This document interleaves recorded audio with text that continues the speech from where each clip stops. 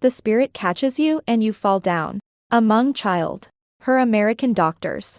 And the collision of two cultures. Birth. If Leah Lee had been born in the highlands of northwest Laos, where her parents and 12 of her brothers and sisters were born, her mother would have squatted on the floor of the house that her father had built from axe-hewn planks thatched with bamboo and grass. The floor was dirt, but it was clean. Her mother, Phua, sprinkled it regularly with water to keep the dust down and swept it every morning and evening with a broom she had made of grass and bark. She used a bamboo dustpan, which she had also made herself, to collect the feces of the children who were too young to defecate outside, and emptied its contents in the forest. Even if Phua had been a less fastidious housekeeper, her newborn babies wouldn't have gotten dirty, since she never let them actually touch the floor. She remains proud to this day that she delivered each of them into her own hands, reaching between her legs to ease out the head and then letting the rest of the body slip out onto her bent forearms.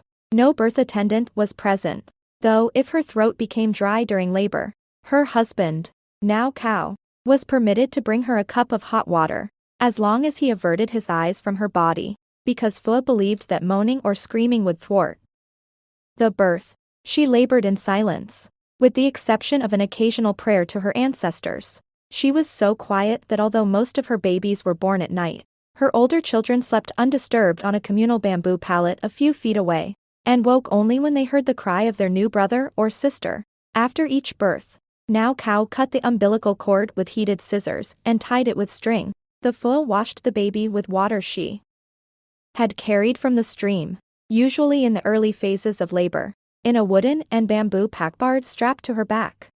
Phua conceived, carried, and bore all her children with ease. But had there been any problems, she would have had recourse to a variety of remedies that were commonly used by the Hmong, the hill tribe to which her family belonged. If a Hmong couple failed to produce children, they could call in qaug, a shaman who was believed to have the ability to enter a trance, summon a posse of helpful familiars, ride a winged horse over the 12 mountains between the earth and the sky, cross an ocean inhabited by dragons, and, starting with bribes of food and money and, if necessary, working up to a necromantic sword, negotiate for his patient's health with the spirits who lived in the realm of the unseen. A qaug might be able to cure infertility by asking the couple to sacrifice a dog, a cat, a chicken, or a sheep. After the animal's throat was cut, the qaug would string a rope bridge from the doorpost to the marriage bed, over which the soul of the couple's future baby, which had been detained by a malevolent spirit called a dab, could now freely travel to Earth. One could also take certain precautions to avoid becoming infertile in the first place. For example, no Hmong woman of childbearing age would ever think of setting foot inside a cave, because a particularly unpleasant kind of dab sometimes lived there who liked to eat flesh and drink blood and could make his victim sterile by having sexual intercourse with her. One Hmong woman became pregnant. She could ensure the health of her child by paying close attention to her food cravings. If she craved ginger and failed to eat it, her child would be born with an extra finger or toe. If she craved chicken flesh and did not eat it, her child would have a blemish near its ear. If she craved eggs and did not eat them, her child would have a lumpy head.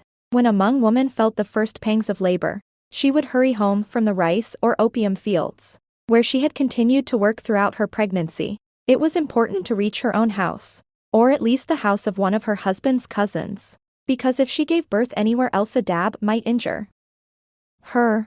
A long or arduous labor could be eased by drinking the water in which a key had been boiled. In order to unlock the birth canal, by having her family array bowls of sacred water around the room and chant prayers over them. Or, if the difficulty stemmed from having treated an elder member of the family with insufficient respect, by washing the offended relative's fingertips and apologizing like crazy until the relative finally said, "I forgive you." Soon after the birth, while the mother and baby were still lying together next to the fire pit, the father dug a hole at least 2 feet deep in the dirt floor and buried the placenta. If it was a girl, her placenta was buried under her parents' bed.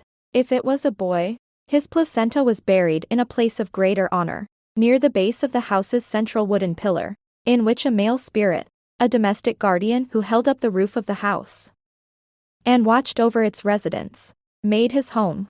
The placenta was always buried with the smooth side. the side that had faced the fetus inside the womb, turned upward, since if it was upside down, the baby might vomit after nursing. If the baby's face erupted in spots, that meant the placenta was being attacked by ants underground, and boiling water was poured into the burial hole as an insecticide. In the Hmong language, the word for placenta means jacket. It is considered one's first and finest garment. When a Hmong dies, his or her soul must travel back from place to place, retracing the path of its life geography, until it reaches the burial place of its placental jacket, and puts it on. Only after the soul is properly dressed in the clothing in which it was born can it continue its dangerous journey, past murderous dabs and giant poisonous caterpillars, around man-eating rocks and impassable oceans, to the place beyond the sky where it is reunited with its ancestors and from which it will someday be sent to be reborn, as the soul of a new baby. If the soul cannot find its jacket, it is condemned to an eternity of wandering, naked and alone. Because the Lees are among the 150,000 Hmong who have fled Laos since their country fell to communist forces in 1975. They do not know if their house is still standing, or if the 5 male and 7 female placentas that now qaug buried under the dirt floor are still there. They believe that half of the placentas have already been put to their final use, since 4 of their sons and 2 of their daughters died of various causes before the Lees came to the United States.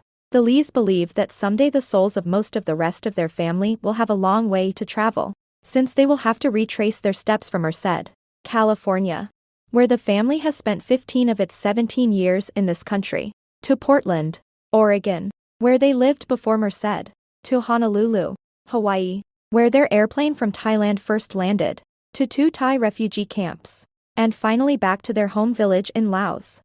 The Lee's 13th child, Mai, was born in a refugee camp in Thailand.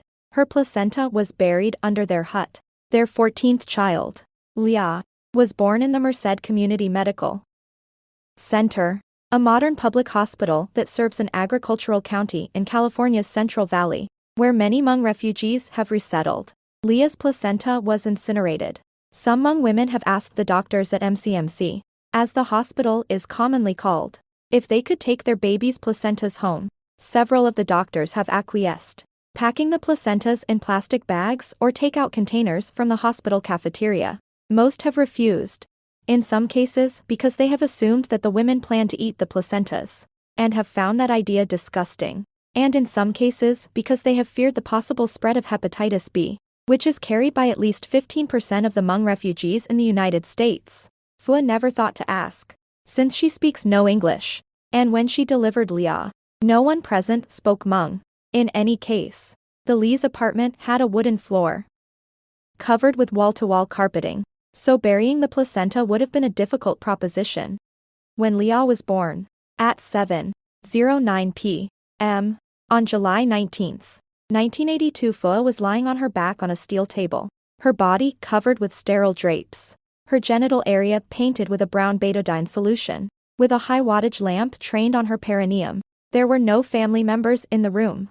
Gary Thusen, a family practice resident who did the delivery, noted in the chart that in order to speed the labor, he had artificially ruptured Phua's amniotic sac by poking it with a foot-long plastic hammy hook, that no anesthesia was used, that no episiotomy, an incision to enlarge the vaginal opening, was necessary, and that after the birth, Phua received a standard intravenous dose of Pitocin to constrict her uterus. Dr.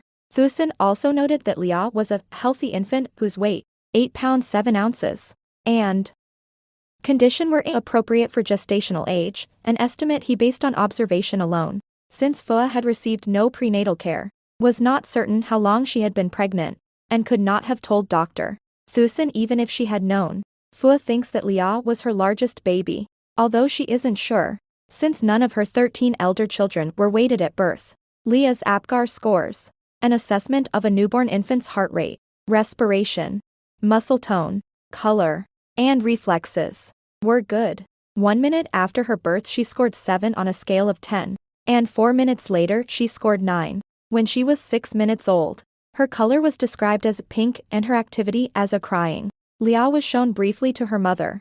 Then she was placed in a steel and plexiglass warmer, where a nurse fastened a plastic identification band around her wrist and recorded her footprints by inking the soles of her feet with a stamp pad and pressing them against a newborn identification form. After that, Leah was removed to the central nursery, where she received an injection of vitamin K in one of her thighs to prevent hemorrhagic disease, was treated with 2 drops of silver nitrate solution in each eye to prevent an infection from gonococcal bacteria, and was bathed with Safeguard soap. Phua's own date of birth was recorded on Leah's delivery room record as October 6, 1944. In fact, she has no idea when she was born, and on various other occasions during the next several years she would inform MCMC personnel, through English-speaking relatives such as the nephew's wife who had helped her check into the hospital for Leah's delivery, that her date of birth was October 6, 1942, or, more frequently, October 6, 1926. Not a single admitting clerk ever appears to have questioned the latter date, though it would imply that Phua gave birth to Leah at the age of 55. Phua is quite sure, however, that October is correct, since she was told by her parents that she was born during the season in which the opium fields are weeded for the second time, and the harvested rice stalks are stacked. She invented the precise day of the month, like the year, in order to satisfy the many Americans who have evinced an abhorrence of unfilled blanks on the innumerable forms the Lees have encountered since their admission to the United States in 1980.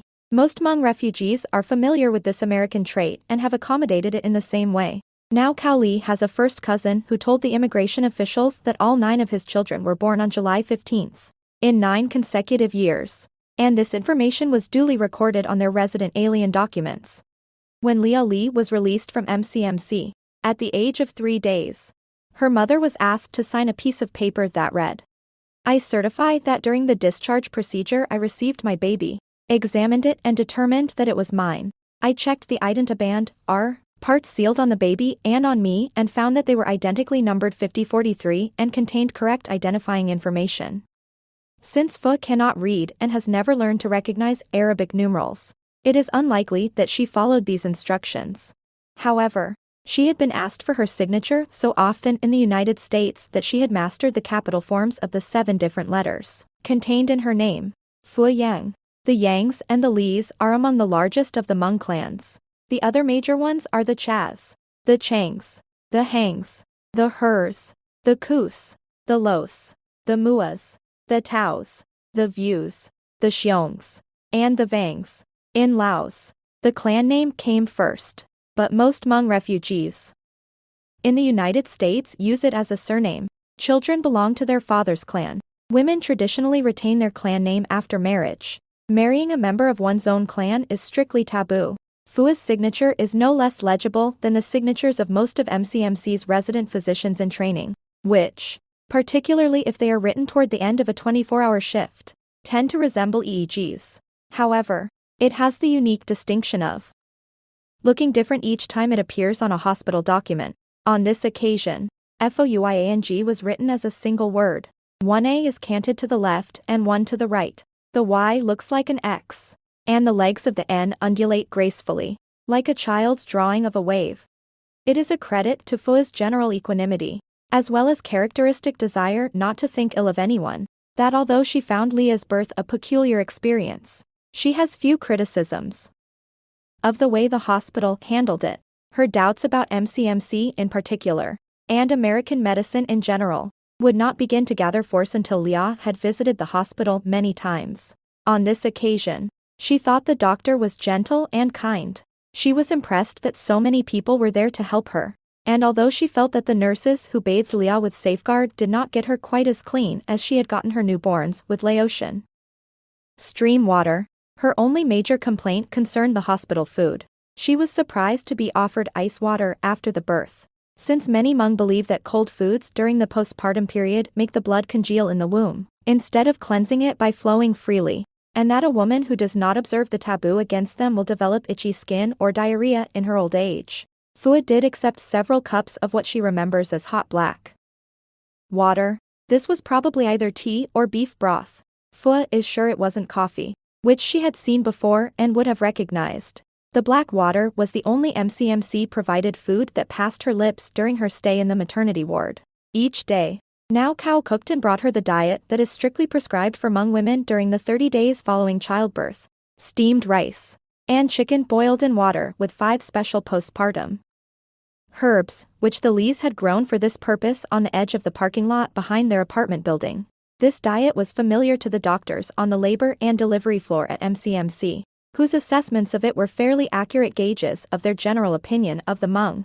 One obstetrician, Raquel Arias, recalled, "The Hmong men carried these nice little silver cans to the hospital that always had some kind of chicken soup in them and always smelled great."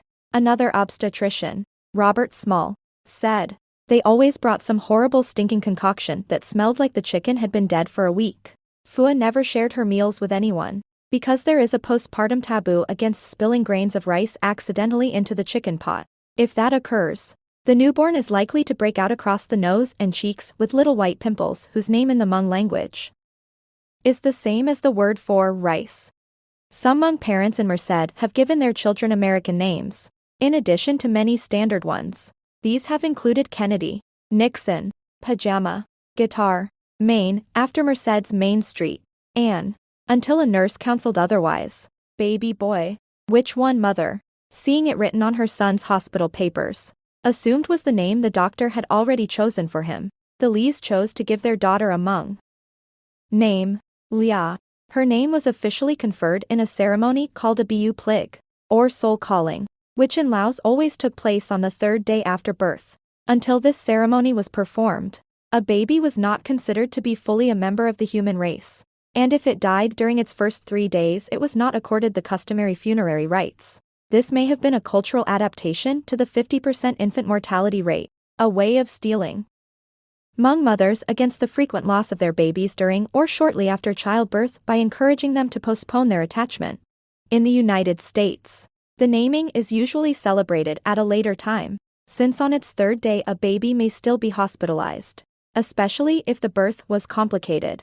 It took the Lee family about a month to save enough money from their welfare checks, and from gifts from their relatives' welfare checks, to finance a soul-calling party for Leah. Although the Hmong believe that illness can be caused by a variety of sources including eating the wrong food, drinking contaminated water, being affected by a change in the weather, failing to ejaculate completely during sexual intercourse, neglecting to make offerings to one's ancestors, being punished for one's ancestors' transgressions, being cursed, being hit by a whirlwind, having a stone implanted in one's body by an evil spirit master, having one's blood sucked by a dab, bumping into a dab who lives in a tree or a stream, digging a well in a dab's living place, catching sight of a dwarf female dab who eats earthworms, having a dab sit on one's chest while one is sleeping, doing one's laundry in a lake inhabited by a dragon, pointing one's finger at the full moon, touching a newborn mouse, killing a large snake, urinating on a rock that looks like a tiger, urinating on or kicking a benevolent house spirit, or having bird droppings fall on one's head. By far the most common cause of illness is soul loss. Although the Hmong do not agree on just how many souls people have, estimates range from 1 to 32. The Lees believe there is just one. There is a general consensus that whatever the number, it is the life soul, whose presence is necessary for health and happiness, that tends to get lost. A life soul can become separated from its body through anger, grief, fear, curiosity, or wanderlust. The life souls of newborn babies are especially prone to disappearance, since they are so small, so vulnerable, and so precariously poised between the realm of the unseen, from which they have just traveled, and the realm of the living. Babies' souls may wander away, drawn by bright colors, sweet sounds, or fragrant smells. They may leave if a baby is sad, lonely, or insufficiently loved by its parents. They may be frightened away by a sudden loud noise, or they may be stolen by a dab. Some Hmong are careful never to say aloud that a baby is pretty, lest a dab be listening. Hmong babies are often dressed in intricately embroidered hats. Phua made several for Leah, which, when seen from a heavenly perspective, might fool a predatory dab into thinking the child was a flower. They spend much of their time swaddled against their mothers' backs in cloth carriers called nayas. Phua made Leah several of these too, that have been embroidered with soul-retaining motifs, such as the pig pen, which symbolizes enclosure. They may wear silver necklaces fastened with soul-shackling locks. When babies or small children go on an outing, their parents may call loudly to their souls before the family returns home, to make sure that none remain behind. Hmong families in Merced can sometimes be heard doing this when they leave local parks after a picnic. None of these ploys can work, however, unless the soul-calling ritual has already been properly observed. Leah's plig took place in the living room of her family's apartment. There were so many guests, all of them Hmong and most of them members of the Li and Yang clans, that it was nearly impossible to turn around. Phua and Nao Kao were proud that so many people had come to celebrate their good fortune in being favored with such a healthy and beautiful daughter. That morning Nao Kao had sacrificed a pig in order to invite the soul of one of Leah's ancestors, which was probably hungry and would appreciate an offering of food, to be reborn in her body. After the guests arrived, an elder of the Yang clan stood at the apartment's open front door, facing East 12th Street, with 2 live chickens in a bag on the floor next to him, and chanted a greeting to Leah's soul. The 2 chickens were then killed, plucked, eviscerated, partially boiled, retrieved from the cooking pot, and examined to see if their skulls were translucent and their tongues curled upward, both signs that Leah's new soul was pleased to take up residence in her body and that her name was a good one. If the signs had been inauspicious, the soul caller would have recommended that another name be chosen. After the reading of the auguries, the chickens were put back in the cooking pot. The guests would later eat them and the pig for dinner. Before the meal, the soul caller brushed Leah's hands with a bundle of short white strings and said, "I am sweeping away the ways of sickness." Then Leah's parents and all of the elders present in the room, each tied a string around one of Leah's wrists in order to bind her soul securely to her body. Phua and Nao Kao promised to love her. The elders blessed her and prayed that she would have a long life and that she would never become sick.